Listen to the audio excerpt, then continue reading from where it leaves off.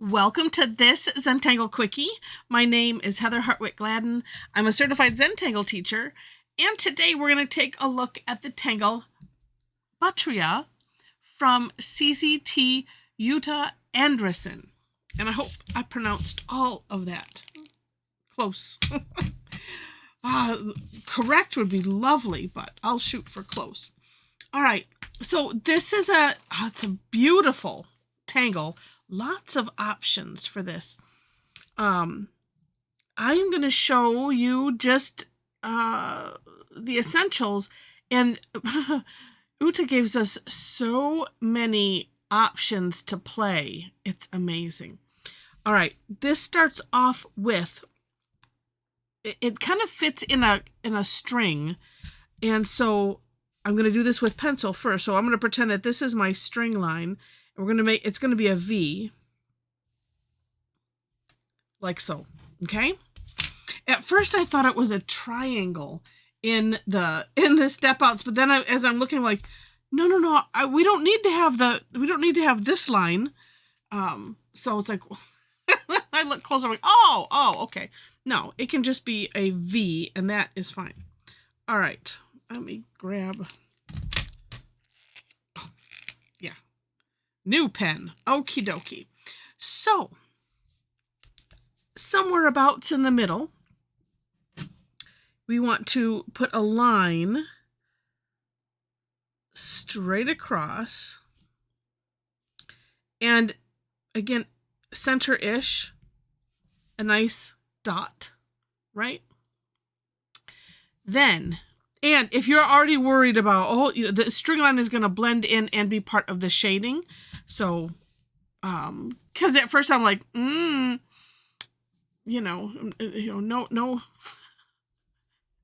Never mind. I'm not going to go there. Well, okay, I will. Because for those that are new, have no idea why I'm laughing. So in our Tangle Time and other sessions, classes that I do, there's always this back and forth about using pencil and the eraser. In the method that is Zentangle, we don't use erasers, and pencils are a string line or the border that you don't worry about erasing later. It just becomes part of it, and it's fine. And some people, my mother included, like to use pencil a lot and the eraser a lot. In the method, there's a reason behind it, and that is to minimize thinking and planning and perfectionistic tendencies and things like that, and to just let things flow and work, to not worry about what we do.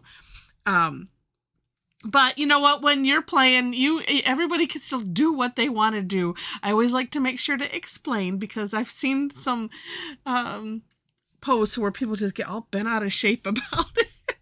And we turn it into a joke, as long as you understand the why behind it, that's what matters. So anyway, that's why I'm like going, oh, there's this, but we're not going to erase it. It's going to turn into the shading, and it'll be lovely. Trust the process. Okay. So from here, I think it's almost C-shaped curve lines all the way home. So from the center-ish of this orb, we're going to go to here and a nice curve line. And I'm going to turn my little tile so that way I can use the curve of my hand. Same thing to the other side. Okay, then on this bottom, we're going to do a seed shape, which is a C-shaped curve line. A seed shape. To make a seed shape, it's a C-shaped curve line going one direction. And then, oh my gosh, look at how that, I could have almost went like that. It wouldn't have worked out if I tried it, but I'm like, wow, that's impressive. I didn't notice that on my version of the step outs, because my seed shape was a little bit wonky, but it still all turns out just fine. So worry not. Okay. Then from here, I'm going to shoot for about halfway. Same idea, just a C-shaped curve line. And we'll do the same thing on this side. And then coming down here, same idea, kind of dividing that space like so. Okay, now this next bit, it was a little tricky-ish. I just felt like I had to play with it. And because what we're gonna do, here's one way to approach this, and let me just show you. So we're gonna do some rounding of these corners. So of these lines here, considering the pencil line is part of the corner, and here, okay? But what we want to do is we want to make that like a big C shape. So you could do it that way, where it's just, we're rounding actually that one you could carry it over. See, it's just the one angle, it's just, it was giving me a little hassle. However, when we do the other side like this, see, that one is bigger because we're going to fill that in, and it'll, it's one of those, it'll all be fine. Like that. Like I said, I was just I would have liked to do just a C shape, but sometimes it worked and sometimes it didn't, and it's all okay. Now this one here it's a longer C shape, almost like you're carrying this out and making, like a flux type teardrop shape there. So it's more elongated. Okay, same thing on the other side. Get this situated so my pen is happy. Let me see if I can try to do, maybe if I come from here first. Oh, like that. Yeah, that works. It sticks out a little bit more than the other side, but that's okay. It's just kind of like you want it to go past that your string line. And then here. All right. Now, I found this part to be the magic. So, along where your pencil line is, and where we have this extended, we're going to go over the pencil line, just not into these sections, just that one place, and fill it in. Here too.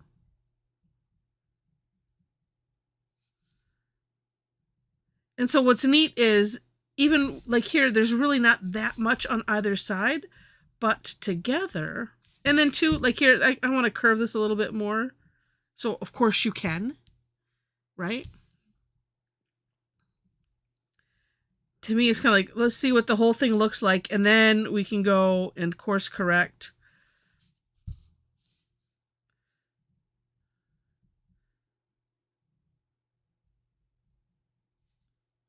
And see this one where there's like almost nothing on that side. But when we trace over that string line and fill it in, you wouldn't know. So some of it is just knowing that, okay, I'm going to fill that in. It's all going to be fine. Because one side kind of makes up for the other side. That one went, let's see if we can even it out a little bit. In any case, it's fine. Oh, it's just lovely. And it's almost one of those, when I was playing with it, I didn't look at it for a minute.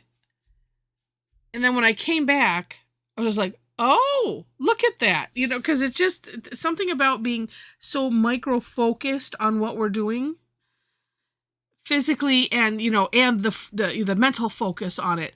It's good to just step away sometimes. I like to use the example with my music students, and I think I'm going to decorate this similar to what I did because I love them. Oh, yeah. Yeah. I was deciding if I wanted to do orbs or dots, and I really like dots, so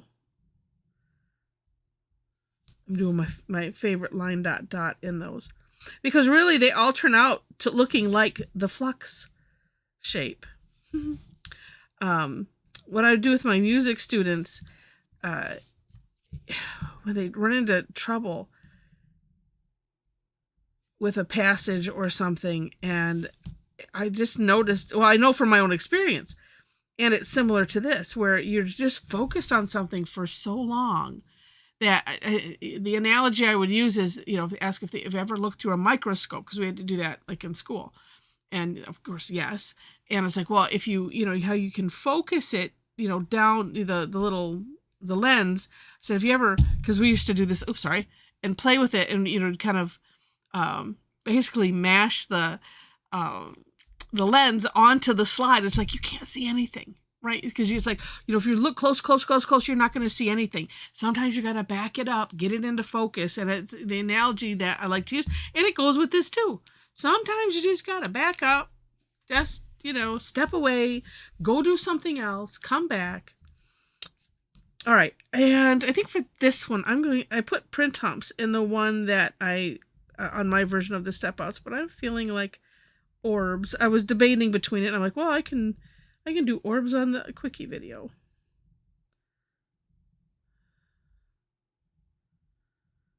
Fill in those little gaps. But again, do take a look at the For More Inspiration link. Oh my gosh, the amount of the samples. Oh my goodness, and just gorgeous, because like I did a V that would fit here. Oh, you could, spread it and have it be a wider V.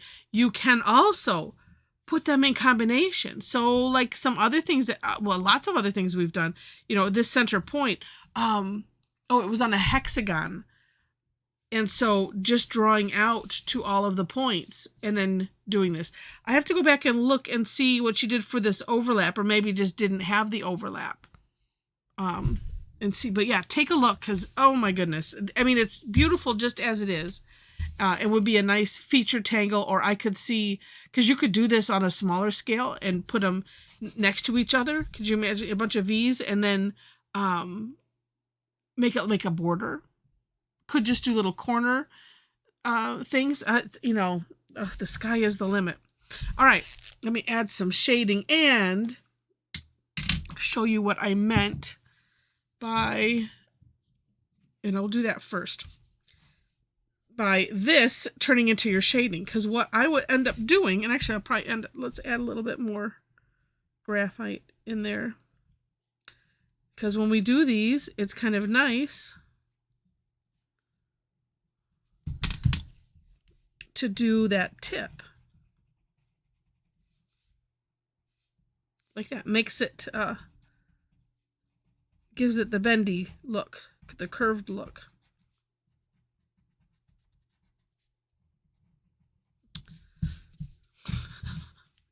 Sorry, I'm being lazy and not turning the tile as I normally like to do, because it's nice to have the tortillon, the tip of it, on that on the end. I don't want to go over, versus what I'm doing right now, which is reaching over.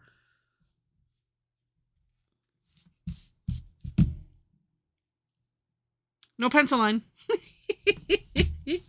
All right, and then at where these guys gather, we'll put a little bit there.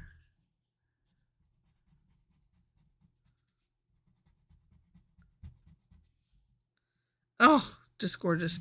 And let's do a little C shape in the orbs. And I'm just going to leave it like that. I'm not going to blend that out at all. All right. Just neat. I'm doing a little scribbly, messing it up. I think that's what we're going to call it. Oh, no. Well, maybe. Somebody else had suggested it's like kind of like white noise. And I said, well, maybe we'll call it gray noise. Something that just kind of fills in the background. I'm just going to do that. Leave the top.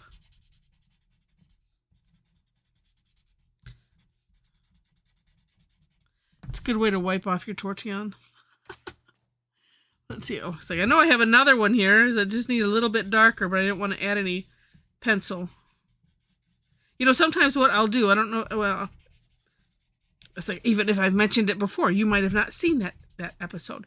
Sometimes I will take the pencil and scribble some graphite on a piece of scrap paper, and then dip this like this. I could dip this in here and then come back and add some. like that, using it like a palette, sort of. All right. Adorable. All right, so I hope you have enjoyed this, and if you have, would love it if you clicked on the like button, and then if you liked it enough to see more, would love to have you be a subscriber if you aren't one already. In the description section, I've mentioned 100 times links to the step outs. Now, below that, though, is my link tree. There, you have access to all of my social media links, website link, back to this, the YouTube channel. There's links there, my Facebook page, where you can follow me for classes and things like this, Daily Tangle, on my blog, which you can get that from my website. That it's mostly class recaps when I get them out, and this Daily Tangle for right now anyway. Also, and I mentioning classes, I teach Tuesdays and Thursdays. Thursdays is free. I do everything twice a day, 11 a.m. and 7 p.m. Eastern time. So Facebook and Eventbrite are the places I post classes, mostly. And they are usually listed on my website too. But on Facebook and Eventbrite, you can follow me, register for the classes, all of that kind of thing. See it in your time zone, which I think is, helpful. And there are links to follow me on those two places. Also, we have a Tangle Addicts community group on Facebook. So if you happen to be on Facebook and want to join us, find the link, click it, answer the 4 questions, and as soon as I see it, I will let you in. And then it's just 24/7 Zentangle fun. Oh my goodness. And a really, really great group of people. All right. So I just needed to bring that one side up a little bit. Oh no, now I got to even this one out. Okay. All right. So thank you again so much for watching, and I wish you happy tangling.